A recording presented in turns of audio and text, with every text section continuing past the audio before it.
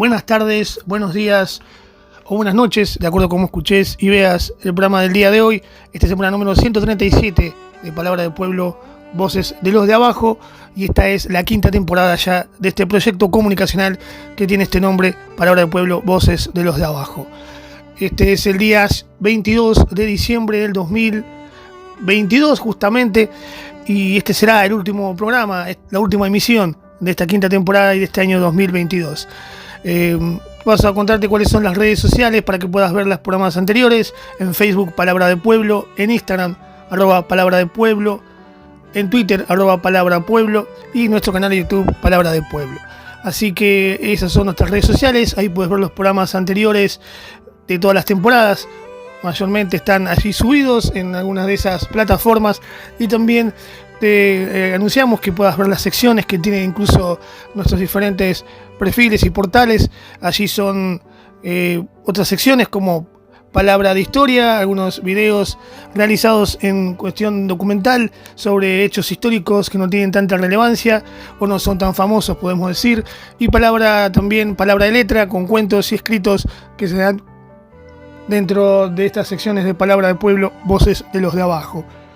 Así que te invito a que participes ingresando a eso y también viendo cada una de las noticias que se dan y que vamos subiendo en cada uno de los portales de nuestras diferentes plataformas comunicacionales.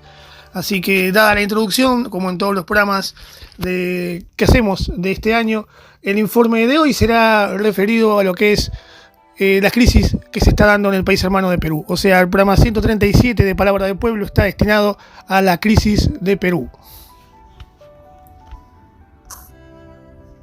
La crisis de Perú tiene que ver con lo que fue la destitución del presidente Pedro Castillo, y vamos a hacer una especie de raconto sobre lo que son las claves, sobre lo que está ocurriendo allí en Perú con la destitución y el arresto del presidente, que por ahí no está muy bien explicado porque quizás los medios de comunicación están más interesados en la Copa del Mundo que lo que está ocurriendo en el país hermano, ¿no?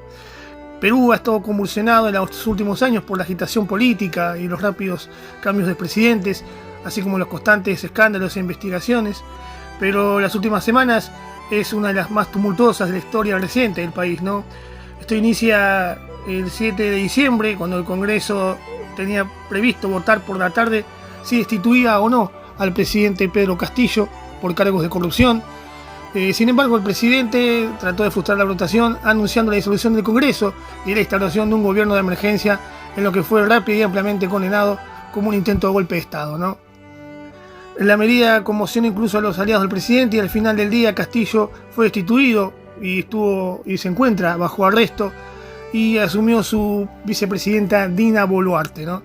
Allí es que esta señora se convierte en la primera presidenta mujer en dirigir el país peruano, ¿no? Muy parecido a lo que ocurrió en Brasil con el caso del conocido impeachment, en donde Dilma Rousseff fue también destituida y asumió Michel Temer, teniendo un gobierno desastroso y de derecha. Pero bueno, estos son los problemas que tienen los grandes movimientos populares que gobiernan, de tener quizás aliados en las fórmulas que no son tan aliados y que terminan traicionando, ¿no? Inicialmente parecía una señal de resistencia, de una democracia frágil que se dio allí en Perú y que se disolvió en disturbios pocos días después, cuando los partidarios del expresidente, ahora y detenido, Pedro Castillo, protagonizaron ataques contra comisarías, aeropuertos y fábricas en una revuelta general, ¿no?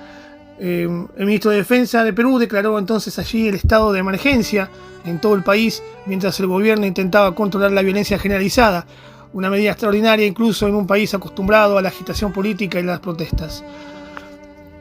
Vamos a aclarar quién es Pedro Castillo.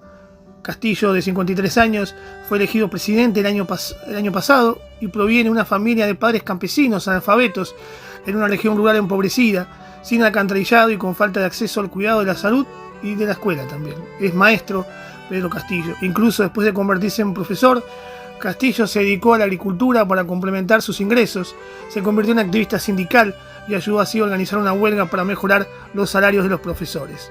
Durante su campaña electoral el año pasado, 2021, Castillo fue un líder socialista que atrajo votantes frustrados, ¿no?, con la clase política y los diferentes cambios de gobierno. Hizo campaña con el lema "No más pobres en un país rico", y con la promesa de mejorar la economía del país y reducir su desigualdad crónica. Los elevados índices de pobreza también han empeorado durante la pandemia de coronavirus, aumentando en torno al 10%, uno de los incrementos más pronunciados no solo de América Latina, sino del mundo. Pero aunque se presentó como una ruptura con el pasado corrupto del país, pronto se vio envuelto su gobierno en escándalos y no cumplió mucho con las promesas de campaña.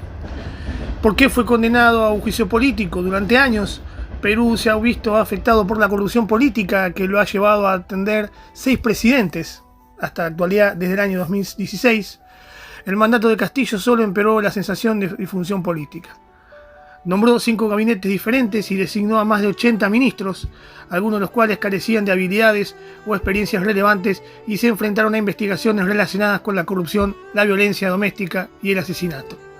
El propio Castillo fue objeto de 6 investigaciones penales, incluidas acusaciones de haber dirigido una organización criminal y para beneficiarse de contratos públicos y de haber obstruido repentinamente la justicia. Castillo negó las acusaciones y algunos de sus partidarios afirman que fue víctima de un esfuerzo concertado por reinsertar a las antiguas élites gobernantes. Podemos destacar que Pedro Castillo es una especie de outsider de la política, que hizo una campaña meteórica que lo llevó al gobierno y que eso se ganó con un partido de tendencia centro-izquierda, socialista, ganándose así la enemistad de toda la derecha y toda la élite gobernante durante años del país de Perú, como por ejemplo su candidata que fue Keiko Fujimori, que ya sabemos lo que representa el neoliberalismo de los 90, y que fue a quien venció Pedro de Castillo en un balotaje, ¿no? Que fue mano a mano. Y eso hacía muchas veces que sea un gobierno débil y que el poder siempre busca volver a tomar las riendas del Estado cuando lo pierde, y generalmente, desgraciadamente, pasó esto para el gobierno de Castillo. Los legisladores habían intentado destituir a Castillo en 2 ocasiones anteriores y la tercera votación estaba prevista para después de que anteriormente amenazara con disolver el Congreso. Cuando Castillo intentó disolver el Congreso, y después de que anunciara su disolución en un anuncio televisivo a nivel nacional, las Fuerzas Armadas y la policía rechazaron la medida de Castillo. Altos funcionarios del gobierno renunciaron en rápida sucesión, expertos en derecho calificaron su iniciativa de ilegal e incluso el antiguo abogado personal del presidente lo reprendió. Extrañamente, o no muy extrañamente, Estados Unidos también se unió a este coro de disconformidad con las medidas de Pedro Castillo. En cuestión de horas, el Congreso votó por su destitución. Castillo fue visto esa tarde mientras abandonaba el Palacio Presidencial en un automóvil que posteriormente entró a una comisaría. Mientras era retenido allí, Boluarte juraba como nueva mandataria de Perú. Ese mismo día, la Fiscalía dijo que había ordenado su detención por cargos de rebelión y la policía dijo que estaba detenido en una base naval en las afueras de Lima. Castillo ha defendido sus acciones y no ha mostrado arrepentimiento en sus escasas apariciones públicas desde su detención. En su segunda comparecencia ante el tribunal, el expresidente dijo que había sido detenido injustamente y que nunca renunciaría.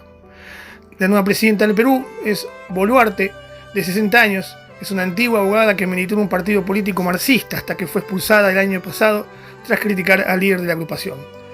Boluarte viene de una zona rural de Perú y el año pasado se presentó como candidata en el binomio de Castillo, del que fue vicepresidenta y ministra de Desarrollo e Inclusión Social. Renunció a su cargo ministerial el mes pasado, después de que Castillo formara su gabinete más reciente.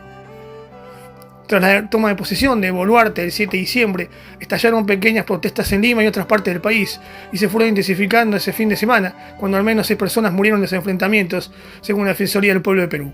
Según las autoridades, más de 100 policías han resultado heridos. Hasta la actualidad, son más de 60 las personas que podrían haber fallecido en estos enfrentamientos. Las protestas están llevadas adelante por la Federación de Sindicatos del país, la mayor asociación de indígenas y de la Amazonia peruana y muchas organizaciones que representan a agricultores pobres, entre otros grupos. Muchos de ellos son partidarios de Castillo y dicen sentirse despojados de su voto. Exigen el cierre del Congreso, la redacción de una nueva constitución y nuevas elecciones. Algunos piden también la liberación de Castillo. Se acusa muchas veces y generalmente a la élite política de llevarlo al suicidio político y dicen que las élites nunca le dieron la oportunidad de gobernar con éxito. Hasta ahora no ha surgido ningún líder que unifique a los distintos grupos. Ese es el gran conflicto que ha tenido Pedro Castillo, ser de afuera de la política y no haber arreglado, por eso tuvo desde sus inicios, desde sus primeras semanas de gobierno, una oposición desmesurada, asquerosa y de derecha, como es siempre, a su gobierno socialista. El gobierno de Perú declaró el 14 de diciembre el estado de emergencia en todo el país y la medida suspendió los derechos de reuniones y libertades de tránsito, entre otras libertades civiles. Los expertos explicaron que el estado de emergencia era inusual. Si bien gobiernos anteriores lo han hecho en algunas partes del país, dijeron que la medida no se había utilizado tan ampliamente desde la década de 1990, cuando el país fue brutalizado por un grupo guerrillero, conocido como Sendero Luminoso. Actualmente una cuarta parte de los 33 millones de peruanos viven en la pobreza. Naciones Unidas advirtió que en noviembre el país tenía la tasa de inseguridad alimentaria más alta de América del Sur, con la mitad de la población sin acceso regular a una nutrición suficiente. El reto más importante es el de la prosperidad compartida, dijo Ñopo, economista del Banco Mundial. Somos un país que se ha caracterizado por una buena estabilidad macro, pero todavía tiene serios retos en conseguir que esta bonanza macro sea tan inclusiva como quisiera. La pandemia y la guerra en Ucrania han contribuido a un enorme aumento de los precios de los bienes básicos y otros productos esenciales, incluso el fertilizante, lo que ha desatado protestas generalizadas. Generalmente Perú es productor de guano, un fertilizante que está siendo llevado al nivel mundial y sobre todo también tiene participación en lo que habíamos hecho en programas anteriores, el triángulo del litio. Quizás eso explica muchas cuestiones de la inestabilidad política que tiene ahora el país hermano que es gobernado por Pedro Castillo y ahora detenido y gobernado por Baluarte.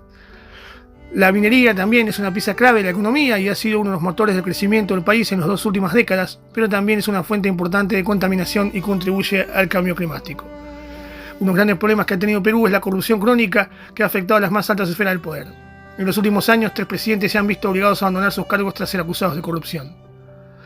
Castillo es el 6º expresidente que se enfrenta a una pena de prisión en lo que va del siglo, un síntoma de instabilidad institucional, y el Congreso es una de las instituciones en las que menos se confía. Incluso antes de Castillo, el país tuvo una rápida sucesión de presidentes en prisión. El más conocido, Alberto Fujimori, cumple condena en prisión. Ollanta Humala y su esposa pasaron 9 meses en prisión. Pedro Pablo Kuczynski pasó 3 años bajo arresto domiciliario. Alan García se suicidó momentos antes de que un fiscal llegara a su casa para arrestarlo. Y Alejandro Toledo está a la espera de ser extraditado a Estados Unidos para enfrentarse a cargo de corrupción. Los intentos de Castillo para desmantelar el Congreso tenían ecos del pasado. Hace 32 años, Fujimori, otro líder independiente y antisistema, fue elegido presidente. Llegó al poder mientras la hiperinflación asolaba la economía peruana y grupos rebeldes de izquierda llevaban a cabo campañas de terror durante las cuales decenas de miles de personas fueron asesinadas. 2 años después de su elección, Fujimori dio un golpe de Estado con el apoyo de los militares, suspendió la Constitución y gobernó como un dictador. Durante la campaña contrainsurgente de su gobierno, decenas de civiles murieron en ejecuciones extrajudiciales a manos de escuadrones de la muerte, que según los fiscales, Fujimori había creado. Su hija, Keiko Fujimori, perdió por un estrecho margen las elecciones presidenciales el año pasado frente a Pedro Castillo. Podemos destacar que, como está ocurriendo en toda América Latina, las elecciones presidenciales siempre se definen por un candidato más bien de izquierda y un candidato de derecha, podemos decir, y que eso hace que el que gane generalmente tenga un margen estrecho de victoria y haga que tenga casi el país fragmentado por la otra parte, ¿no? Así es que gracias han ganado muchos presidentes de izquierda o de centro izquierda aquí en América Latina, pero tienen que enfrentar las constantes agresiones no solo de los sectores de poder de élite que apoyan generalmente a los candidatos de derecha, sino también de la constante intromisión de la Embajada de los Estados Unidos, como ha ocurrido aquí también en el caso de Perú. Así que desgraciadamente siguen estando manifestaciones en la calle de partidarios de Pedro Castillo y que habían sentido representados por este maestro, profesor rural que se había alzado con la presidencia de la nación y que están sufriendo la violenta represión de las fuerzas de seguridad que intentan estabilizar el país en un caos político y social que viene llevándose ya años en el país hermano del Perú. Abogamos desde Palabra del Pueblo, Voces de los de Abajo, que se restablezca el orden constitucional, que el presidente Pedro Castillo sea juzgado si cometió delitos, pero que no sea culpable de haber sido solamente un gobierno de izquierda que enfrentó a las élites dominantes de aquel país.